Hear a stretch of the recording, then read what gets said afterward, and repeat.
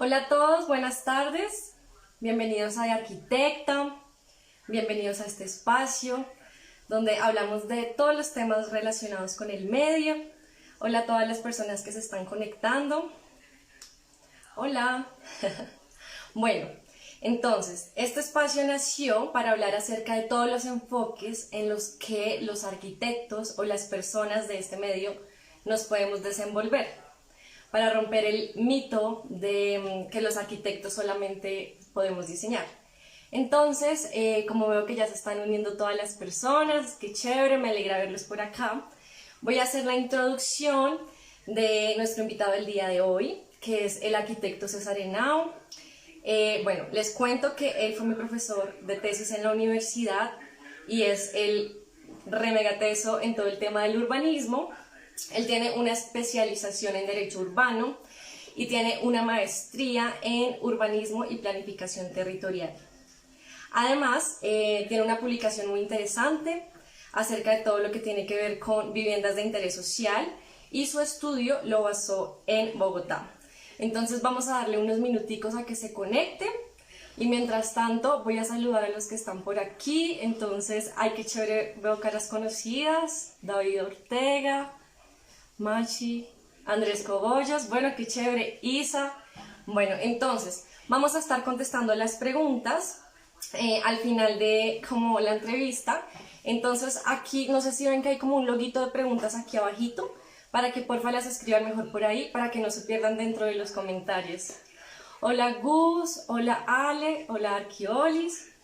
Bueno, entonces voy a invitarlo, voy a ver si ya está conectado, déjenme ver. No se ha conectado. No se ha conectado. Esperemos otro minutico.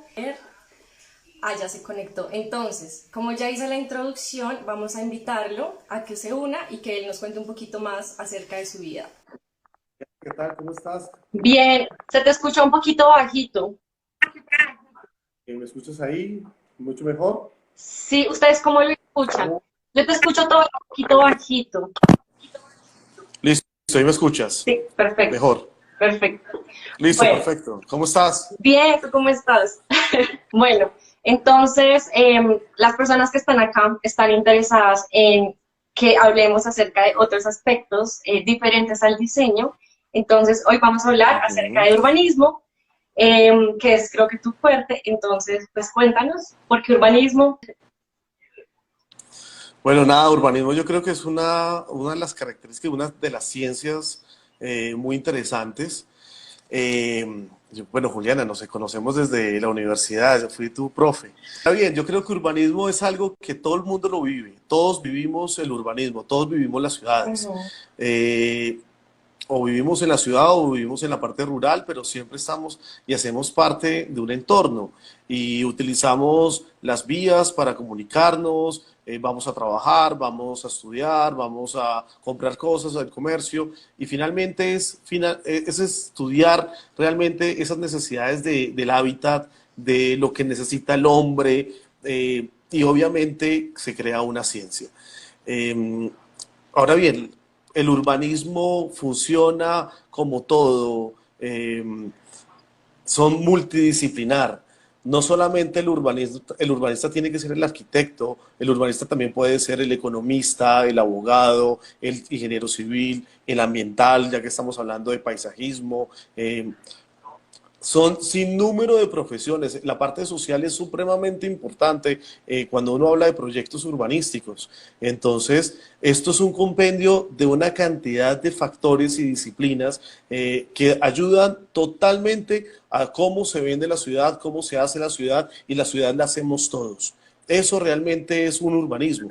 Bueno, y ya que lo mencionas, hay una duda que creo que nos surge a todos y es como la diferencia entre paisajismo y urbanismo o si realmente vienen siendo lo mismo o no sé, cuéntame un poquito de ese tema. Bueno, yo pienso que el paisajismo es algo muy interesante recordemos que el paisajismo de dónde sale y de dónde nace. También tiene dos corrientes. La parte artística, cuando teníamos los cuadros de los grandes pintores del paisaje y todo lo que tenemos de los elementos ambientales importantes, como también ese arte de planificación, del diseño dentro de los medios naturales y ambientales que tiene en nuestros territorios. Bueno, Colombia somos ricos en agua, en especies, en fitotectura, en una cantidad de elementos ambientales y bióticos que integran lo que tenemos de ciudad.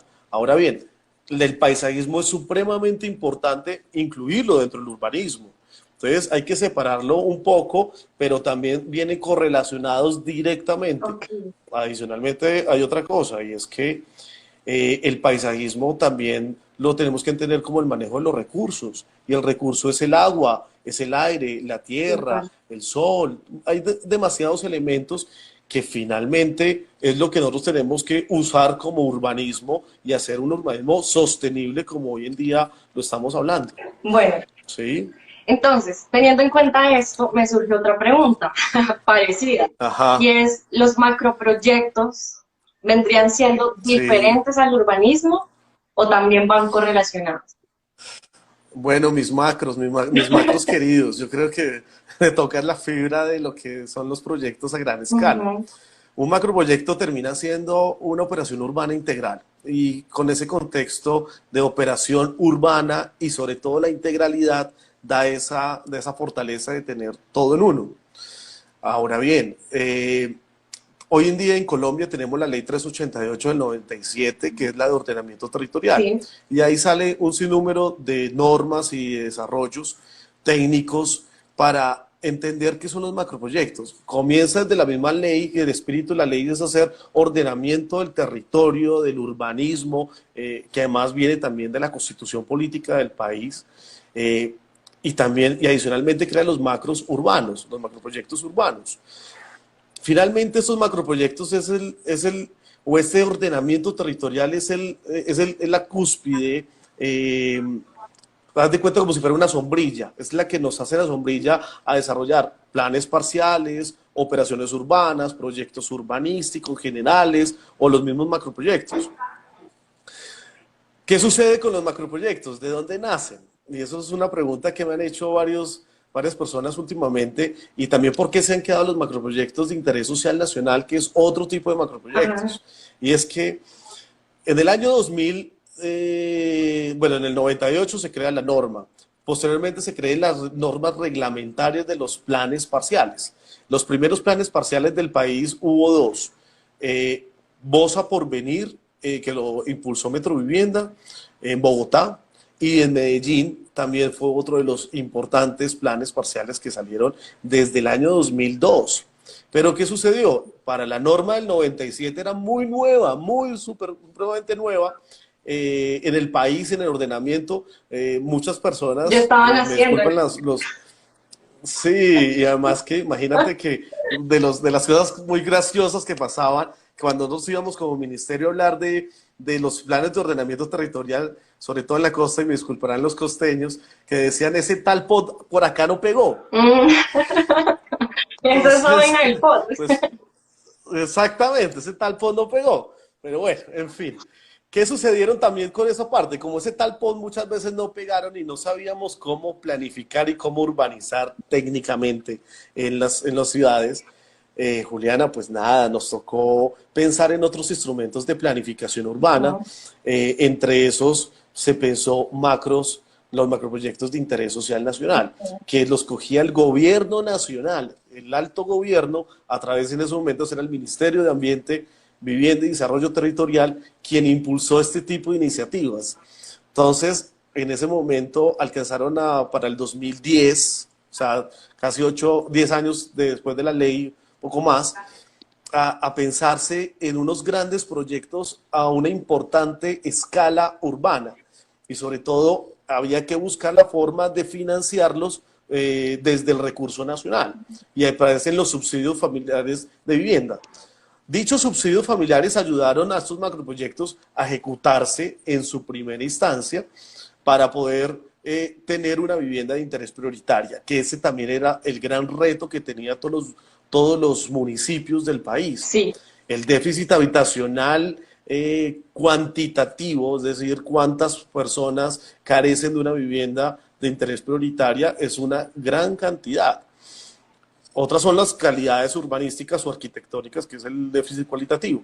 En este entonces, pues los macroproyectos atacan el cuantitativo, al menos el 1% tenía que desarrollarse como macroproyectos. Y eso hace que se adopten unos cuantos macros. En mi instancia en el ministerio, pues estuvimos adoptando otros más.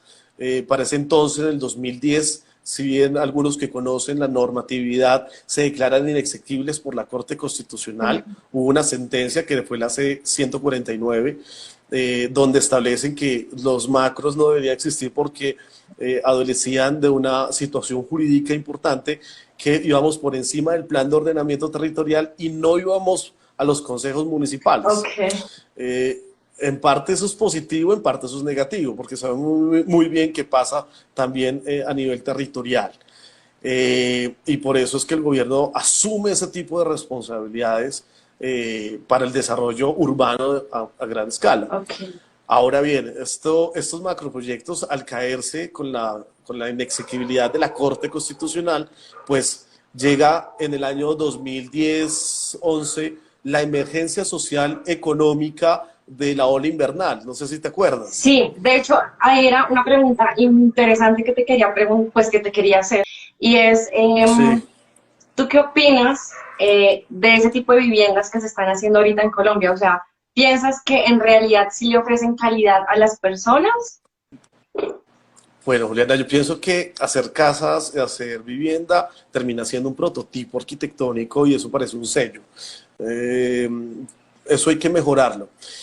Y yo creo que veámonos un poco diferentes. La pandemia, el COVID-19, yo creo que a nivel mundial nos ha tocado a los arquitectos tener un poco más de corazón en ese tipo de cosas.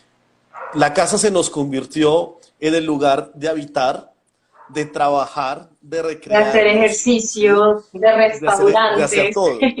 Te estoy hablando de los pilares que en algún momento en el mundo tuvimos, como la Carta de Atenas. Para los que son arquitectos que nos están escuchando, pues obviamente en la Carta de Atenas termina siendo como el elemento importante en el desarrollo urbano y pues obviamente todo lo estamos haciendo en el mismo lugar, en la casa. Las casas no estaban hechas sino para vivir, para habitar, más no Un para paso. trabajar. Si bien tenemos lugares de estudio, pero no tenemos el lugar sí, exactamente, de paso.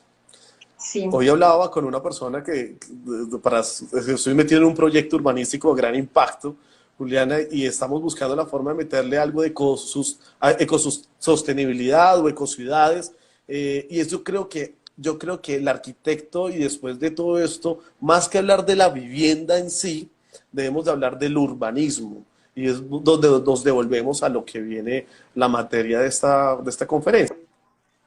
La vivienda necesita del parque, necesitamos del comercio, necesitamos de los colegios, de los jardines, de todos los equipamientos urbanos que tenemos, y eso es lo que realmente nos toca empezar a concebir ese urbanismo.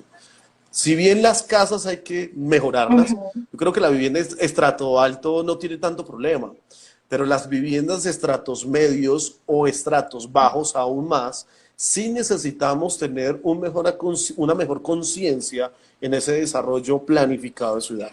Y eso nos toca que cambiar. Sí, era básicamente lo que tú nos contabas en la universidad, que en un barrio o cerca de mi casa yo tenga el hospital, el colegio, que la peluquería, como todo se activa para Sí, generar calidad de vida y que no pase lo que está pasando, digamos, hoy en Bogotá, que a la gente le toca hacer traslados de 3, 2 horas para ir al colegio, para ir al sí. trabajo. Creo que te quedó muy marcado esa parte. Para los que nos escuchan, yo le decía que la calidad de vida también se debe ver en un tema de tiempos. ¿Cuánto tiempo te demoras de tu casa al trabajo, del trabajo a la universidad, si estudias o trabajas, y de la universidad a tu casa nuevamente, el retorno? Digamos, a mí me pasa, Eh, perdón por es bastante. interrumpirte, como un tema muy de mi vida personal, y es que yo viví en Bogotá, pues yo soy de Duitama. No sé si hay alguien de Sí, Duitama por ahí que nos esté viendo, pero entonces yo viví 10 años en Bogotá y para mí llegar a la ciudad fue como para mí pensaba que tenía que subirme en un bus 20 minutos, que no era nada realmente. Era como qué No, tragedia.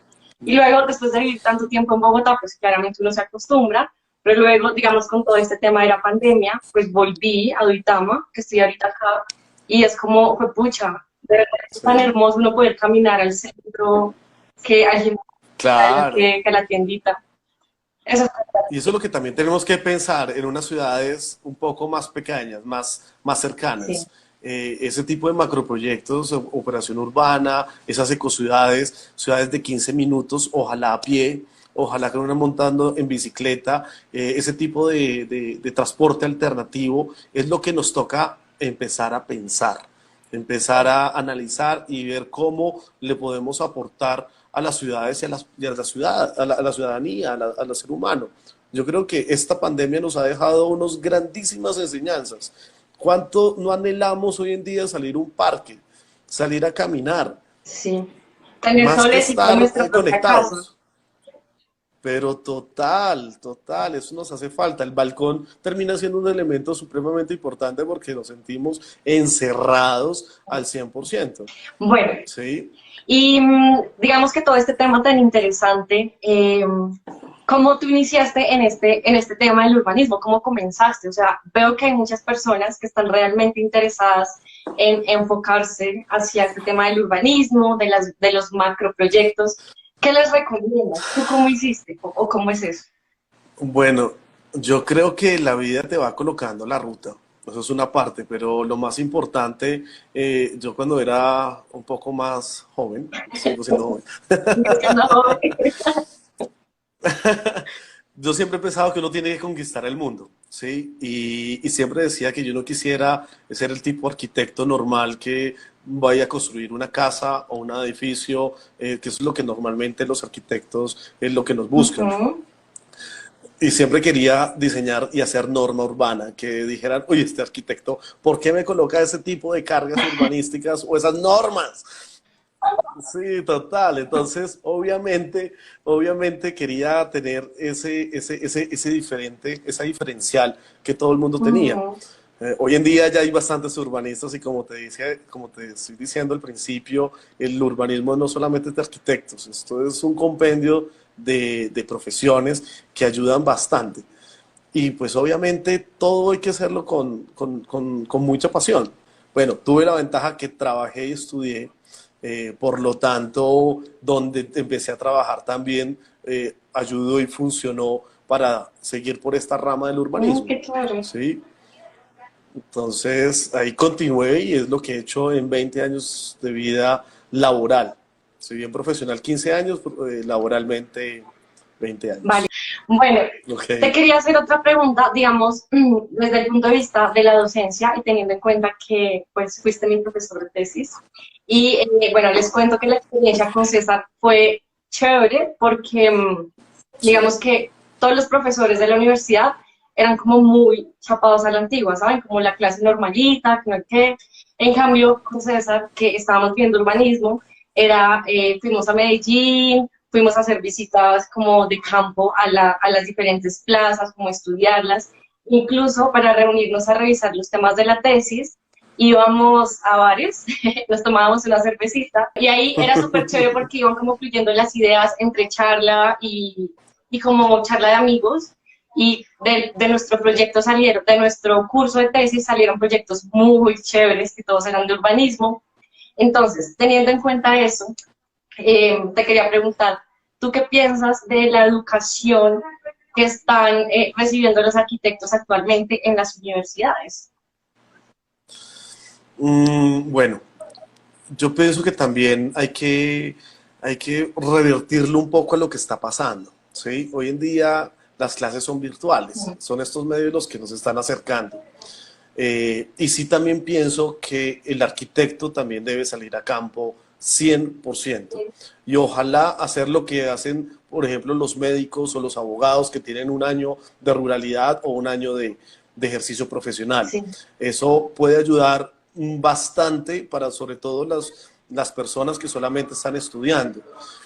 Eh, Cuando uno trabaja y estudia, ayuda un montón porque ya vienes con esa causalidad y vas trabajando, vas estudiando y vas trabajando lo mismo, si Sí, tienes la posibilidad.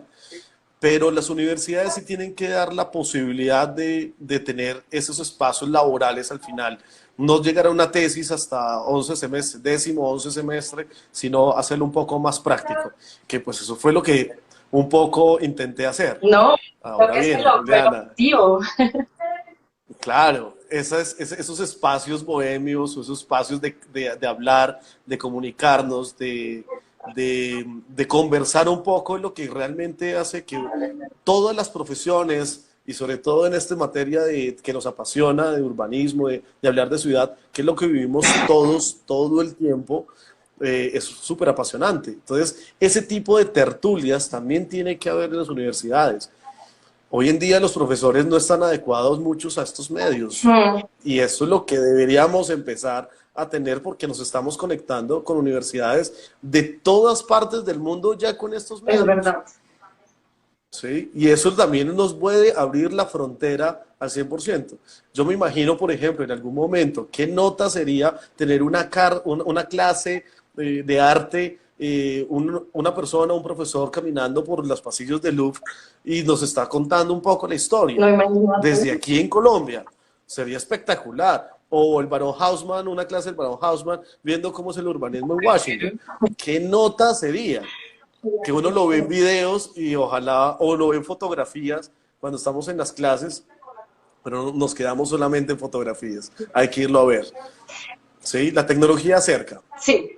Bueno, y también teniendo en cuenta todo este tema de la docencia, teniendo en cuenta que escribiste un libro acerca de vivienda de interés social y que también tienes como todo este tema de enfoque urbanístico, ¿cuál te gusta más? O sea, como que tienes Okay. una que digas, esto es lo mío, ya, estoy enamorado de esto, Bueno, ok, o las tres. el libro, el libro viene muy ligado a lo que estaba haciendo, a lo que estaba desarrollando. El libro, si bien, ¿qué concluye el libro? Discúlpeme por de una vez contar el desenlace de una historia. Y es, concluyo en que no solamente que deberíamos tener una política de vivienda, que es el país encargado en ese tema de hacer y hacer políticas de vivienda, deberíamos hacer una política de suelo. Y yo hoy, después de unos años posteriores, que fue hace 10 años que escribí ese libro, termina siendo que deberíamos tener una política de hábitat. Y eso es lo que deberíamos tener. ¿Por qué nosotros siempre necesitamos de colegios, necesitamos de jardines, necesitamos de infraestructura? Como le decía, muchas veces nos contratan a ser arquitectos, a hacer la casa, a hacer el edificio, Ujú. pero no pensamos en las ciudades, no pensamos en los entornos. Ahora bien, muchas veces el gran problema que tienen los municipios es el suelo. No tenemos suelo. O ese es el gran problema que tiene todos los gremios, sobre todo el de la construcción, es que siempre necesitamos suelo y más suelo y más suelo y más suelo. Listo. Hay que ver cuáles son los diferentes modelos de ciudad que tienen los planes de ordenamiento de cada municipio. De acuerdo, totalmente de acuerdo. Pero, ¿cuánto cuesta ese suelo? Los que tienen suelo no lo sueltan. Y si lo sueltan a un valor que es absurdamente Sí, costoso. Y contame una vivienda de interés prioritaria cuando la misma vivienda de interés prioritaria es una carga para el proyecto. Entonces, pues obviamente no aguanta ningún urbanismo con un valor de suelo que sea impagable. Terminas construyendo vivienda estrato 6. Y pues a punta de vivienda estrato 6, pues no se pueden construir las ciudades. Hay demasiada gente que necesita una casa. Y ojalá una casa con una calidad urbanística, que eso es lo que te da la calidad de vida, viendo los tiempos que antes estábamos hablando. Entonces, es un sinnúmero de cosas. El libro tiene sus fortalezas, obviamente fue una primera intención de libros, producto de una tesis de grado de maestría que se llevó a libro. Pero bueno, uno siempre tiene que hacer un libro, sembrar un árbol y otros elementos más. Sí. bueno, y digamos, como teniendo en cuenta toda tu experiencia y todos estos años que tienes de experiencia, más de 20 años, ¿qué consejo te podrías dar a ti mismo cuando arrancaste, como en todo este tema profesional? Wow. una pregunta bastante difícil. ¿Qué consejo? No, seguir, yo creo que no tener tantas dudas. Yo creo que el ser humano tiene cantidad de dudas cuando tiene que decidir. Y uno tiene que decidir en ser arquitecto o en ser médico, en ser abogado, en ser comunicador social o ser psicólogo, en fin, todas las profesiones tienes una cantidad de dudas que no sabes por dónde irte. ¿Qué es lo bacano? Ser arquitecto. Listo, la arquitectura te da la posibilidad de tener igual de ramas como todo tipo de profesión, pero importante, nunca, nunca, nunca temas o tengas dudas a eso. El tema es de seguridad. Me diría a ese pelado de 18 años, bueno, yo creo que escogí la arquitectura desde hace muchos años antes, desde muy niño, cuando me regalaron una escuadra, una regla y casi un escalímetro. Entonces Ay, dije, me gusta por este lado. Y es muy gratificante, Juliana, porque también les decía, hablen en público, sepan vender un proyecto. no, Tienen la regla de los 3 o 5 minutos. una Dime, palabra que estaba prohibida. ¿Cuál era? Que nos dijiste, cada vez que ustedes digan generar, esta palabra, les quito un punto. generar. Generar. La palabra, y generamos, generamos, y generamos, generamos diseños, generamos cosas, generamos. Esas taras de comunicación no son lo mejor. Uno también diseña, crea, establece, planifica, urbaniza, construye. Sí, La palabra generar la tienen pegada en todo cada vez que como un hablan chip ahí. en público. Sí, Sí, claro. Tú cuando vendes un proyecto con tu jefe, lo vendes en 2 segundos o en 30 segundos que dura subiendo el ascensor desde la primera planta, primer piso, hasta la oficina del director. Y tú tienes que decirle al director que tu proyecto es el mejor, pero tienes 30 segundos para hacerlo. claro. O tienes un café que te tomas, eso es lo bueno de estar en la región cafetera, que un tintico lo puede todo, pero tenés un momento solamente para poder vender un proyecto con un esquema en una servilleta.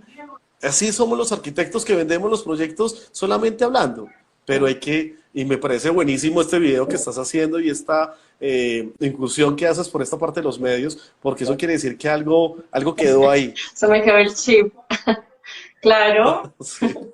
Bueno, y teniendo en cuenta que este es el consejo que te das a ti mismo, ¿qué consejo le puedes dar a las personas que están graduándose, que quieren empezar, que quieren meterse en este Em, tema del urbanismo? Bueno, por el tema del urbanismo lo que necesita es leer, vivir la ciudad, caminar la ciudad, entender la ciudad, estudiar las Sí, ciudades. Cada vez que visites una nueva ciudad, estúdiala antes de llegar, saber por dónde van las vías, cómo fue la planificación, generar de una otra forma, no te pierdes en la ciudad, que eso también es muy interesante cuando uno habla de esto. Muchas veces el urbanismo, como les decía, un abogado, entonces, ¿qué necesitas? Leer en norma urbana, derecho urbano, sería interesante que te hicieras, porque no solamente es lo que son normas, venga, ¿y qué pasa con el tema ambiental, el tema paisajístico? ¿Cómo lo hacemos? La parte financiera es supremamente importante en cualquier proyecto. Hay que meterse un poquitico a saber que eso cuesta un montón de plata y si eso no vamos a hacer. Creo que también les decía en la universidad eso. Todos esos temas, cuesta. ¿cómo lo vas a hacer? ¿Cómo lo vas a pagar? El público no tiene plata. Sí, Comienza desde la parte que lo público no te va a pagar nada. Búscate la plata como privado para ejecutar un proyecto, que si es posible, necesitas de lo público para la norma, pero lo público no lo es todo. Y estamos acostumbrados a un país paternalista, bueno, en Latinoamérica pasa lo mismo, que todo el Estado es lo que me tienes que dar. Venga, ¿y yo qué le pongo? Yo como constructor privado, ¿qué le puedo aportar al urbanismo? Porque eso también es un negocio netamente inmobiliario y financiero. total. ¿Sí? Y eso hay que buscar un reparto de cargas, que eso también te lo establece la ley, y pues obviamente eso hace que pague cualquier proyecto. Entonces, claramente tienes una cantidad de cosas que estudiar y leer y analizar y entender. Y lo que le diría, eche pa'lante. Y siempre lo he dicho, trata de conquistar el mundo. Bueno, y entonces teniendo en cuenta esto, cuéntanos. ¿qué tal es trabajar en la parte pública? O sea, tú que has trabajado con el Estado, es, ¿cómo ha sido la experiencia? Pues, las ventajas, las desventajas. Bueno, lo público es muy interesante porque todo lo que hagas es muy social. Eso es la premisa importante. El impacto es netamente social. Si bien lo público eh, también construyes planes de ordenamiento para diferentes tipos de ciudades y diferentes clases sociales, la mayoría de proyectos son sociales. Construir el parque, un mirador como el que construimos dejé construyendo cuando estaba trabajando en el distrito, equipamientos urbanos, colegios, jardines, todo para los estratos más bajos. Y además, como arquitecto, bueno, hay una cosa, los arquitectos tenemos un ego ni el berraco. Cada vez que construimos eso, cada vez que construimos ciudad o algunos elementos, pues nos sentimos que eso es nuestro.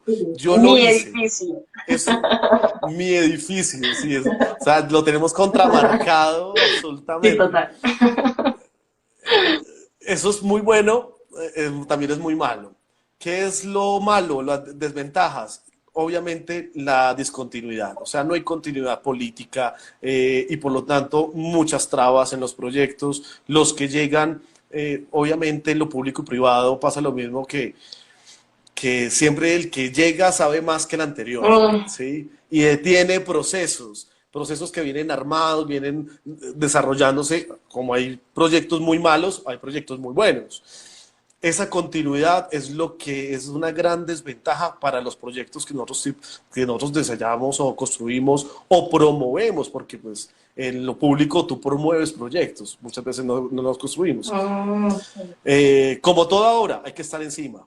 Y cuando estás en lo público y cuando eres ordenador de gasto, tenés sí o sí o sí meterte en la obra porque sabemos que el contratista o la interventoría, entre más tiempo se ejecute el proyecto, pues mucho mejor para ellos. pues claro. Y pues obviamente las pólizas no te las voy a No. empezar a afectar.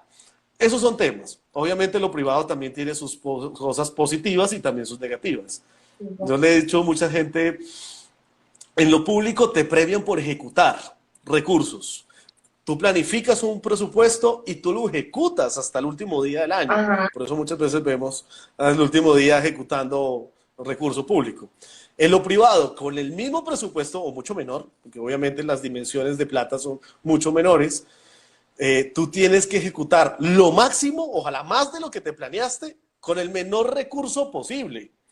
Es totalmente al revés el tema de manejo de recursos, Sí, de y dineros, dándole gusto al ¿sí? cliente y a las reformas que quiere y pues, Y que no te aparte, cueste, ajá, y que no te cueste tanto. No, que eso está muy caro, bájele a eso. sí, que quién ordenó eso. Eso es el tema. Sí, es verdad. Sí, tal cual. Bueno, entonces te quería preguntar si te parece que respondemos por aquí algunas preguntitas. Vale. Mira, entonces, acá me preguntan, mm, ¿qué piensas de los proyectos de vivienda de interés social que se están realizando en Madrid, Mosquera y Ciudad Verde? Bueno, Ciudad Verde es un macroproyecto de interés social nacional donde el ejercicio fue muy interesante. 50.000 viviendas en 10 años. Claramente hay una demanda y obviamente una gran oferta de vivienda. Funza Madrid Mosquera es una conurbación que tiene Bogotá. Mira que ya han hablado últimamente en temas de área metropolitana, Mm, que si bien funciona, no está legalmente constituida. Y hay sobre todo un tema de una expectativa regional importante ahí por un aeropuerto, un posible aeropuerto, El Dorado 2, y por eso es que esos proyectos se están ejecutando de una forma desmedida mm, también, pero pues es claramente lo que decía anteriormente. Si empiezas a buscar suelo en Bogotá, está carísimo. Mientras que te vas para Funza, Madrid, Mosquera, el valor del metro cuadrado es muchísimo menor. Entonces, terminan siendo operaciones financieras para un constructor muy positivas y obviamente se construyen allá. ¿Qué sí pasa? Que los planes de ordenamiento territorial de los municipios, que además están conurbados, están pegados, ¿sí?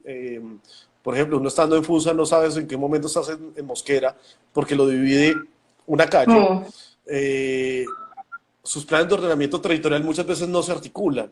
y están totalmente conurbados, lo que pasa con Soacha, con Bogotá. Sí, Y necesitas sí o sí o sí empezar a mejorar. Sistema de lo transporte, primero. hay que mejorarlo Mm, 100%. Las redes de servicios públicos obviamente van a colapsar en algún momento, en algún punto, mm. y tienes que pensarlo desde el urbanismo, porque puede que yo le construya la red de agua potable, pero si no tienes el recurso hídrico, ¿qué haces? Necesitas tener desde el inicio, desde el proyecto, saber dónde está el agua. Entonces, finalmente, de hecho, eso es un proyecto, Funza Madrid Mosquera, y qué bueno que hicieron esa pregunta porque fue un proyecto que desde la maestría, yo hice una maestría en planeación urbana y regional, Juliana, y ese fue el ejercicio. Y el ejercicio era cómo pensar una ciudad de 100.000 habitantes en alguna parte del territorio de Cundinamarca. Y tuvimos que analizar todos los aspectos económicos, sociales, urbanísticos, demográficos. Y, por ejemplo, Mosquera es un municipio que para el año 2008 al 10 estaba creciendo con una tasa de crecimiento medio anual bastante importante, casi al nivel de un Soledad o un Suacha. Entonces, Vale. si ves, Mosquera con Soacha y con Soledad Atlántico creciendo desmedidamente, en 5 años iba a tener 20.000 unidades de vivienda, 100.000 personas. Entonces, eso hace, esa presión urbana que está haciendo, ejerciendo Bogotá, está desarrollándose en estos municipios que van hacia la conurbación de Sabana Pero Occidental. mira que Y de es hecho pasa una clarísimo. cosa muy curiosa y es que cuando uno va, por ejemplo, no sé, a Madrid o a Mosquera o bueno, a alguno de estos sitios, uno ve muchos apartamentos Sí, vacíos que dicen cómo se arrienda, se arrienda, se arrienda. O sea, ¿esto a qué se debe? claro, No hay como la misma demanda, pues la misma oferta. es muy sencillo. No, es muy sencillo, es una segunda vivienda, un segundo hogar, son viviendas realmente de inversión. Bogotá está demasiado costoso. Con 200 millones de pesos no consigues absolutamente nada, a no ser que es una vivienda de interés social un poco a tope. Entonces, obviamente, con 200 millones de pesos en cualquier otra parte del país, mírate, Funza Madrid Mosquera o el mismo Suacha, pues obviamente consigues una vivienda muy bien construida, con unos buenos espacios comunales dentro de la misma urbanización, a un precio que no lo vas a tener jamás en Bogotá.